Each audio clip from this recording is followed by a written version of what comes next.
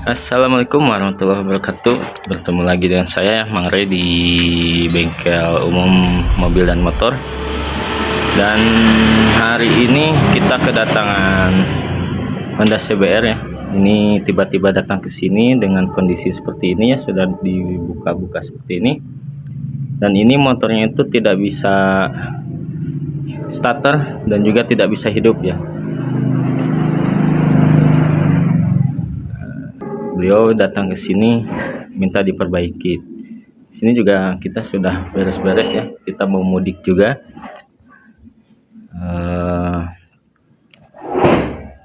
Ya kita tolong juga, siapa tahu bisa terselesaikan masalah ini. Oke, bagaimana cara pengecekannya dan apa masalahnya? Ikuti terus cara perbaikannya. Ready?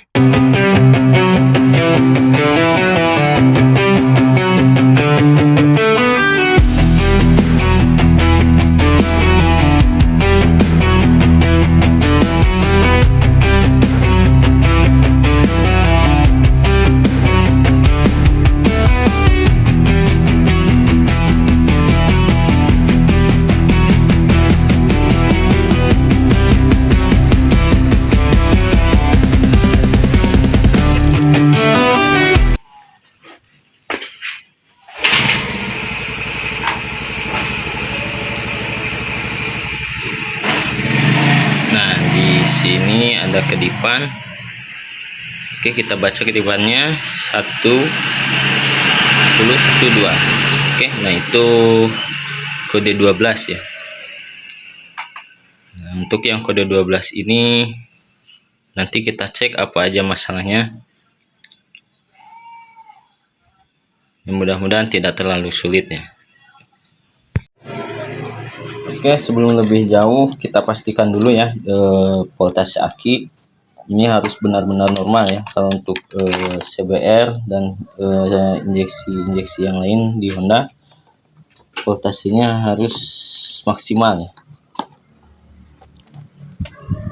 Ini sekitar 12,2.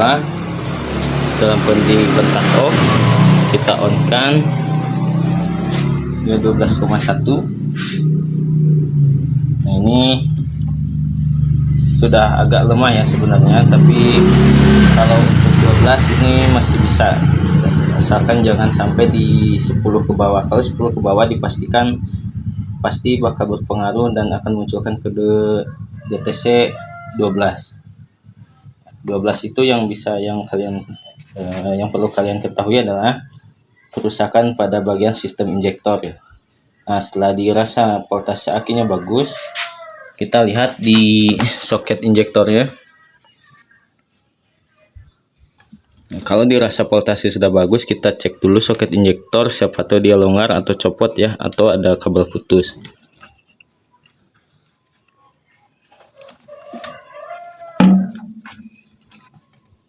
Nah, untuk soket ini dia masih bagus ya, nggak longgar, nggak ada kabel putus, dan nggak ada juga yang tidak normal. Nah, setelah injektor juga sudah bagus, kita cek juga di bagian kiprok ya. Kiprok kita cek fisik dulu semua kabel-kabel, baru kita lacak jalur. Kalau cek fisik semua bagus, baru kita lacak jalur. Sekarang kita cek kiprok soketnya, apakah dia ada terbakar atau tidak.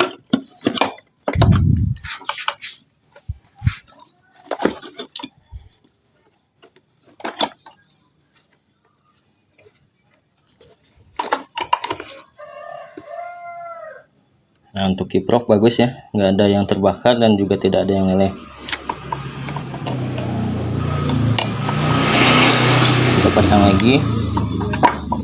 Terus yang harus juga kita periksa adalah di bagian soket yang dari spool ya. Nah, ini soket spool dia ada gosong, kotor ataupun karat. Nah, ini nanti kita perlu bersihkan ya. Oke, dan dia tidak ada karat dan mungkin ini tadi kotor, sudah kita bersihkan dan sudah kita cek ulang juga. Jadi ini hanya kita perlu bersihkan saja.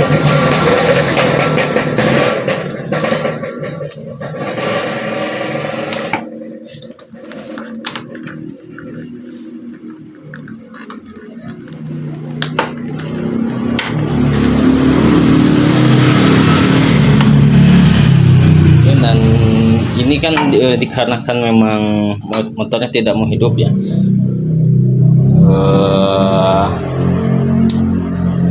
Tadi memang baterai bawaan motornya itu lemah ya, dan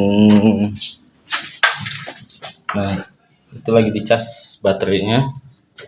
Dan ini kita pakai baterai yang punyanya Xion ya, memang terlalu kecil tapi cukup ya, dan alhamdulillah DTC 12 nya dia sudah hilang.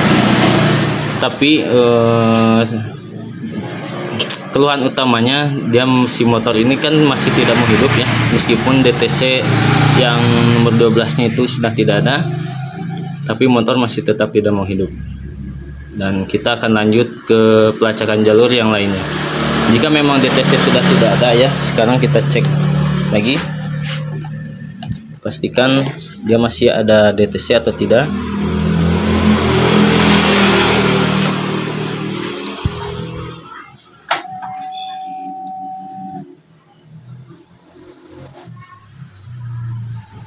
Nah, dia ada DTC 12 ya.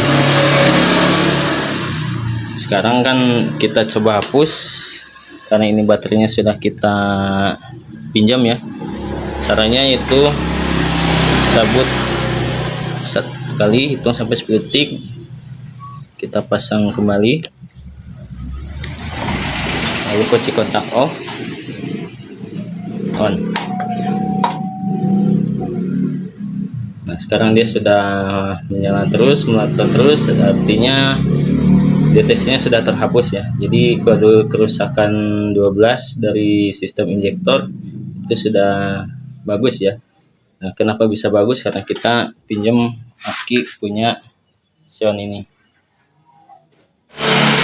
Dan oke, alhamdulillah masalah sudah selesai untuk yang DTC kode 12. Jadi intinya kedipan 12 kode 12 itu tidak selalu tentang injektor yang rusak ya.